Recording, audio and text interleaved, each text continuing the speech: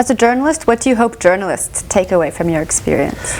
I think that I'm hoping the journalists will take out the fact that they still can be human in an experience like that, and be honest and be open about their feelings and what's going on. I mean, much of my reporting was just very factual, and this is what's going on, and there's a drama on the mountain, and we're trying to get climbers down, and there's a rescue.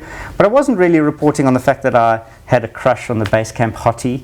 I wasn't reporting on some of the difficulties around experiencing the loss of a team member and what it was like to be part of a team when one member died. So when we all went to bed at night, we all had our torches on inside our tents. Our tents would kind of glow on the glacier. It was a very beautiful thing to see. One tent was dark, and you just knew that guy was never coming back. And I never reported on that. And I think journalists today are better at reporting on those kinds of stories than we were 20 years ago.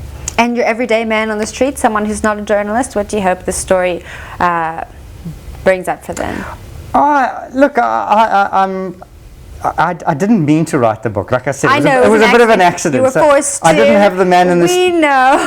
I didn't have the man in the street in mind. But I think, if anything, what I'd like them to get out of it is that, there's still adventures to be had in life. There's still some big challenges out there, and there are people who dare to dream big and go and climb the world's biggest mountains and take incredible risks. And we should applaud them for doing so. I think, if you think back to the way expeditions were covered in the media at the turn of the last century.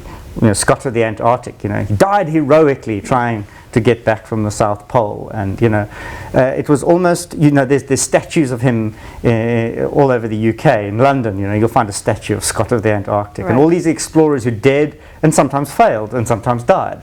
They were somehow honoured.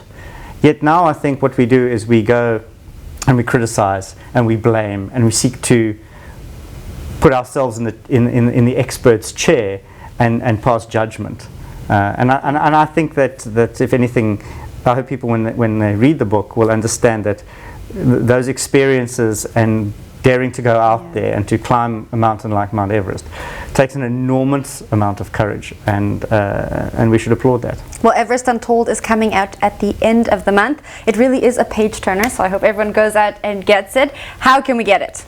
So it should be available in all of your all good bookstores. All good bookstores should have it.